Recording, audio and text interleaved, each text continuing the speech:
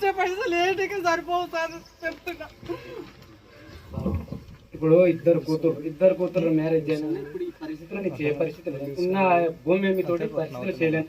ఆ పరిస్థితి ఉన్న భూమి అయితే పోయినాక నేనేం చేస్తున్నా, 15 సంవత్సరాలు అయితే హైదరాబాద్లో కూలి పని చేయాలి. ఇప్పటికి ఇట్లే కూలి పని చేస్తున్నా. 9 వరకు ఉదయం పొద్దుగాల 9 గంటలకు వెళ్ళి రాత్రి 9 గంటల కష్టం చేయలే.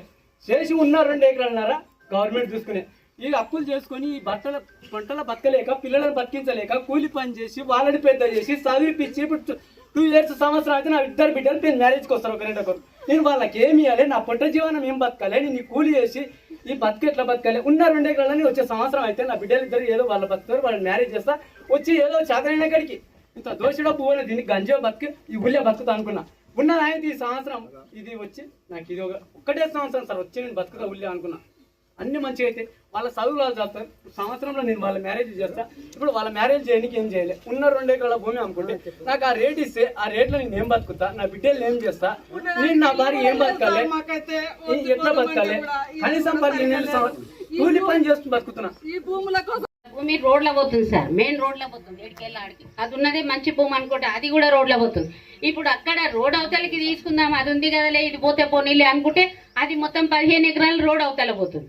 20 ఎకరాలు సార్ చాలా కష్టపడి కండక్టర్ 250 రూపాయల జీతం నుండి చేసిండు మా భర్త.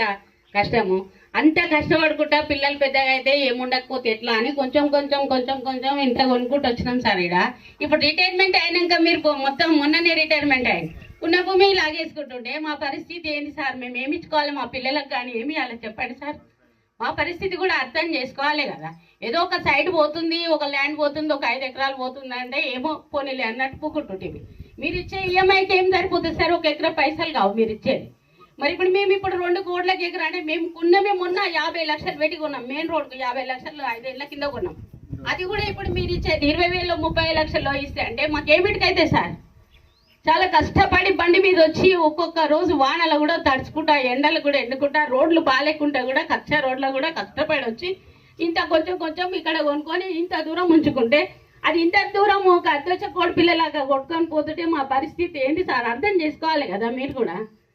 మొత్తం తీసుకుపోతుంటే ఎట్లుంటుంది సార్? ఒక సైడ్ మిగులుతుంది, ఒక సైడ్ పోతే పోనీ రోడ్డు ఈ ఊర్లోకి వెళ్ళే పోవాలి, మళ్ళీ కంపెనీకి కూడా ఈ ఊరి కిందకి వెళ్ళే భూములు పోవాలంటే ఎట్లా సార్?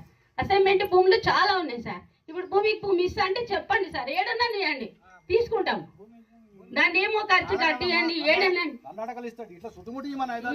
ఇవ్వండి సార్. ఇప్పుడు మనకు భూమి లేని వాళ్ళకు భూమి ఏడన్నా ఇవ్వండి. ఇప్పుడు రిటైర్మెంట్ అయినాక పరిస్థితి ఏంది సార్? అసలు అంత బాధతోటి అంత దూరంకి ఇప్పుడు రావాలని వచ్చినాం సార్. నేను ఎంత బాధతోటి కన్నీళ్ళు వస్తున్నాయో నాకు మీకు అర్థమైతే చాలు నా బాధ గురించి. సార్ నేను ఇంత దూరం వచ్చి ఇంత మంది ముంగట కన్నీళ్ళు పెట్టుకోవాలి పరిస్థితి సార్. నేను వచ్చినప్పట్లో నా చుట్టూ తిరిగినాను, నెత్తికి 500 200 ఇచ్చి దానం చేసిపోయే మనిషి నుండి నేను. కానీ ఈ రోజు అందరి ముంగట నేను ఏడుస్తున్నా అంటే మీరు అర్థం చేసుకోవాలి సార్.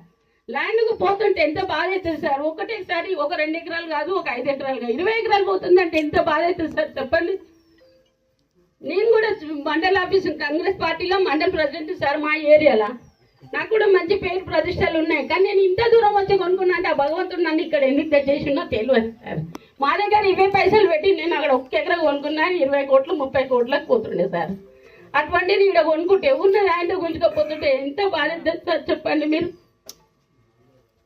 మళ్ళీ దయచేసి అర్థం చేసుకొని మా ల్యాండ్ తీసుకుంటే అసైన్మెంట్ ల్యాండ్ల పక్కన పట్ట ల్యాండే తీసుకున్నాం. మేము అసైన్మెంట్ ల్యాండ్ అసలు కూడా తీసుకోవాలి. ఎంతమంది ఎమ్మడబడ్డా మేము తీసుకోవాలి.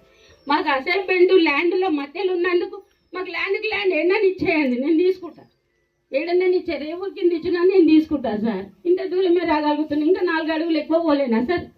తీసుకుంటాము అట్లా అని చెప్తున్నా సార్. నాకు 2 కొడుకులు ఉన్నారు, ఒక బిడ్డ ఉంది సార్. నా బిడ్డకు కూడా 5 ఎకరాలు రాసిచ్చిన నేను. ఈరోజు అంతా 20 ఎకరాలు భూమి పోతుందంటే ఎంత బాధ అవుతుంది సార్ చెప్పండి. అర్థం చేసుకోండి దయచేసి. ఒక్కసారి మాట్లాడే వాళ్ళ పేరు